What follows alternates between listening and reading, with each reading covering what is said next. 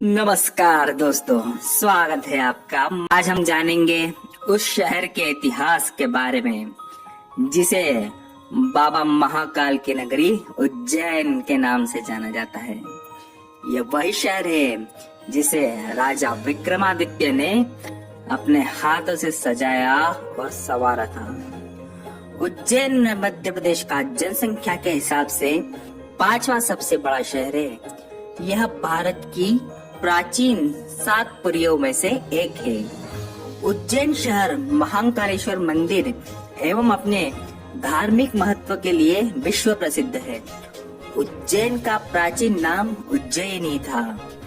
उज्जैन क्षिप्रा नदी के तट पर बसा एक शहर है जो कि मालवा के पठार का सबसे बड़ा शहर था। इसके साथ ही यह अवंती जनपद की राजधानी भी था।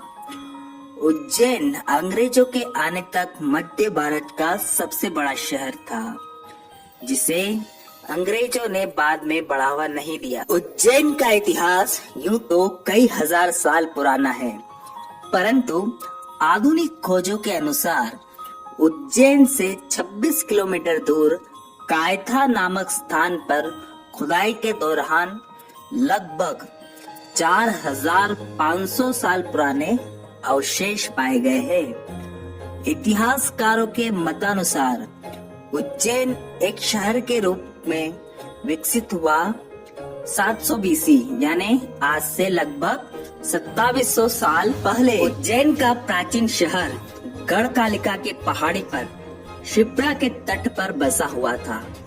उज्जैन की यह प्राचीन नगरी चारों तरफ से 45 मीटर चौड़ी और 7 मीटर ऊंची दीवार से घिरा हुआ था। यह दीवार 6ठी से 4थी सदी बीसी में बनी थी। पुराणों के अनुसार उज्जैन पर हयहयार राजवंश का शासन था, जो कि यादव कुल के थे, जिनका वर्णन हमें महाभारत में भी मिलता है। और यह तो हम सभी जानते हैं कि श्री कृष्ण अपने बड़े भाई बलराम के साथ यहाँ सांदीपनी मुनि के आश्रम में शिक्षा ग्रहण करने आए थे, और यह आश्रम आज भी मौजूद है। 4थी सदी ईसा पूर्व उज्जैन को चंद्रगुप्त मौर्य ने अवंती जनपद को अपने शासन में मिला लिया था। उनके पोते यानी सम्राट अशोक ने इसे पश्चिमी राज्य की राजधानी बनाया था।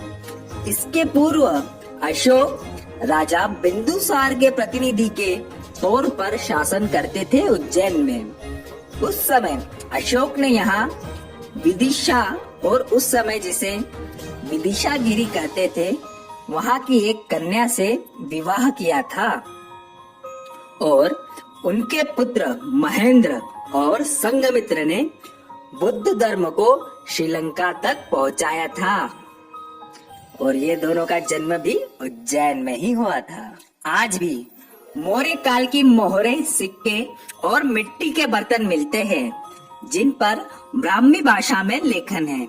उज्जैन व्यापार का एक प्रमुख केंद्र रहा है, क्योंकि यह उत्तर भारत और दक्षिण भारत को जोड़ने वाले मार्ग के मध्य में स्थित था।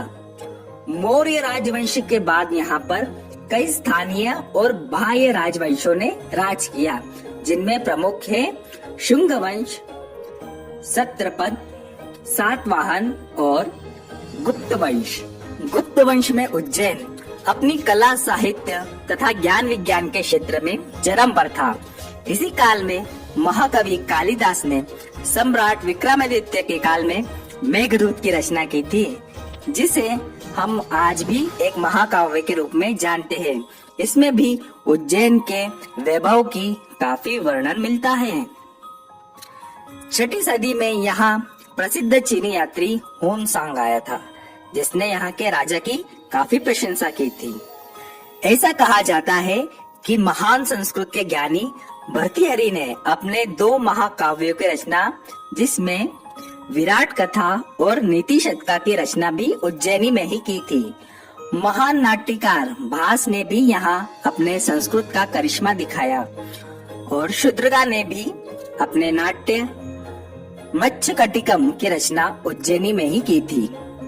मध्ययुगीन काल में यहाँ परमार वंश के राजाओं का राज रहा, जो कि अपनी राजधानी उज्जैन से धार ले गए और पुआर कहलाए।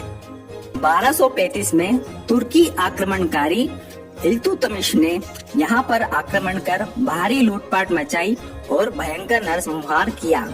मुगल काल में यहाँ राजा सवाई जयसिंह आए, जिन्होंने यहाँ जंतर मंतर की स्थापना करी। तब से यह मालवा प्रांत की सबसे बड़ी नगरी और राजधानी रही। 18वीं सदी में जब मराठों ने मुगलों को हराकर मालवा पर अपना राज्य स्थापित किया, तब राणोजी सिंधिया ने उज्जैन को अपनी राजधानी बनाया। सन 1731 में महादजी शिंदे ने यहाँ राजमहल बनाया तथा मराठा काल में यहाँ पर मुस्लिमों शासक द्वारा तोड़े गए मंदिरों का पुनः निर्माण कराया गया, जिसकी झलक हमें आज भी महाकालेश्वर और भैरवनाथ जैसे अनेक मंदिरों में मिलती है। बाद में सिंधिया वंशज अपनी राजधानी ग्वालियर ले गए। इसके बाद यहाँ पर होलकरों ने भी अपना प्रभाव जमाने की कोशिश करी, जो कि इंदौर के शासक थे। उनके और सिंधिया के बीच कई सारे छोट-मोट विवाद और लड़ाइयाँ होती रहती थी। फिर जब भारत में ब्रिटिश साम्राज्य का प्रभाव बढ़ गया, तब मध्य भारत के ब्रिटिश प्रमुख जॉन मैकॉलम ने उज्जैन के बजाय इंदौर को बढ़ावा दिया, क्योंकि उज्जैन के व्यापारियों ने ब्रिटिशों का विरोध किया था। 15 अगस्त सन 1947 में जब भारत आजाद हुआ, उज्जैन मध्य भारत का एक हिस्सा बना, जो कि सन 1956 में मध्य प्रदेश के गठन के साथ साथ उसका एक शहर बना। उज्जैन